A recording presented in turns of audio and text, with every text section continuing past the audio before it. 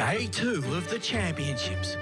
And one feels a regal flavour in the Sydney air. Championships have a noble theme with the Queen of the Turf Stakes, the Royal Sovereign Stakes, the Royal Randwick Stakes, and the climax to this history-making event, the Queen Elizabeth Stakes.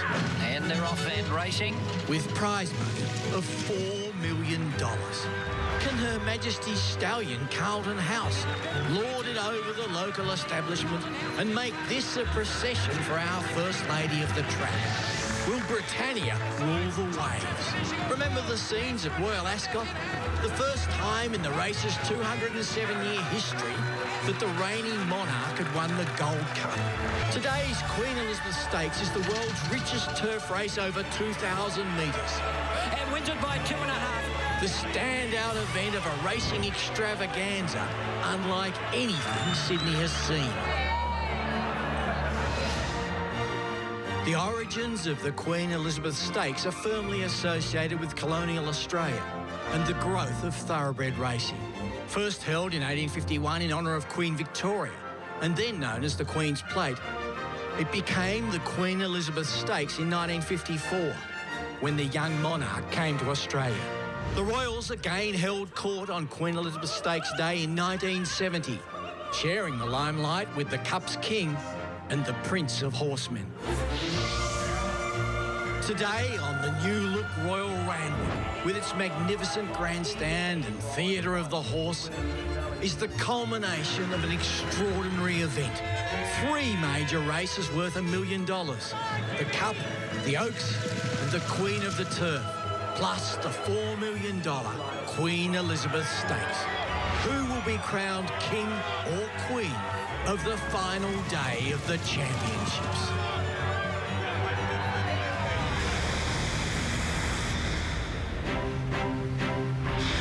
That's the shot of Sydney that goes all around the world, isn't it? The Harbour Bridge and the Opera House and the iconic scenes that we see here in the background with the big city. The Emerald City here, this beautiful, magnificent new grandstand with the Theatre of the Horse and blue skies overhead for the second day of the championships. Royal Randwick, eh? World-class racing facility with world-class horses and absolute... They're all set. No. And the starter to let them go. Trouble out wide. Tremec bouncing around. Off they go. And Tremec and Volusta Kerrs jump well. With a Pingle showing early speed with Who Shot the Barman. Down near the inside, we've got Fifth Column starting to roll forward. And Sartorius is up there with him, and Angola's right along the fence going up to hit the lead. So as they settle down, it's Angola on the rail just in front here from Hippopus on its outside. Then Fifth Column followed by Sartorius back on the inside from Gondokoro. The offer settles down about 6th or 7th one off the fence, and then Brigantan on the inside of it from Who Shot the Barman is out 3 wide. Tremec's even deeper 4 wide.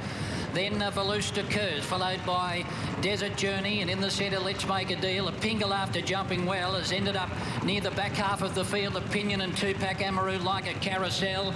And last of all is Macedonian, halfway up the straight on the first occasion. And the leader here, Angola from Fifth Column, and Tremec still out wide with Who Shot the Barman. They're surging up 3 and 4 deep, followed by Hippopus just off the speed now, and then Sartorius. Gondokoro next, about 3 or 4 lengths away. The offer is on the outside of Brigantan, followed by Volusta Kerrs, Desert Journey. And then in the centre, Let's Make a Deal, followed by Opinion, and then came a Pingle.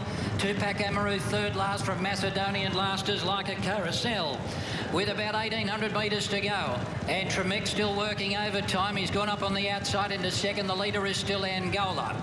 Leading from Tremec, and Hippopus is third, followed by Fifth Column.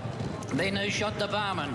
Sartorius is over on the inside, followed by Gondokoro, Brigantan on the rail. Then the offer, who's midfield on the outside of Desert Journey. Volusta Kerrs still can't get on the track, out wide on the outside of Let's Make a Deal. And then Opinion back along the rail. A Pingle next, followed by Macedonian, 2-pack Amaru. And last of all is Like a Carousel, but starting to roll forward. Halfway along the back straight. And the leader, Angola, by a couple of lengths on Tremec. And then came Hippopus, followed by Sartorius. Then about 2 lengths behind them, Fifth Column on the outside of Brigantan, getting a nice run on the inside. Then Who Shot the Barman? Like a Carousel has made ground from the rear of the field, going up to midfield. Then Desert Journey, Gondokoro. The Offer's in the next group. Volusta Kerr's on the outside of it, followed by Opinion. Further back behind them, Let's Make a Deal, a Pingle Macedonian, and Tupac Amaru is now last of all. 900 to go. They sweep to the side of the track at the High Street side, and the pressure's starting to be applied here with a line of 4, with Angola tackled by Tremec. Hippopus out 3 wide, and Like a Carousel 4 wide.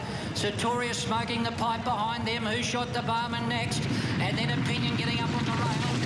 Behind them next by Brigantine. Gondokoro's out wide, followed by Volusta Kerr's 5th column losing ground. The Offer's trying to thread through the field in the middle from Desert Journey. Let's Make a Deal. And Tupac Amaru and a Pingle are still a long way back. It's Angola leading as they turn for home from Opinion. Leads it by 2. Then Sartorius and Desert Journey. The Offer is starting to thunder down the outside. Opinion's the leader with the Offer ranging up on the outside. He sprinted better, hit the lead, and has shot away. It's the Offer, nicely out in front from Opinion, Brigantine and Sartorius, and Tommy Berry boots him home. The Offer wins the Sydney Cup in a canter. Opinion 2nd, Sartorius 3rd, then Brigantine, Pingle, Tupac Amaru, followed by Let's Make a Deal, then Desert Journey, followed by Who Shot the Barman.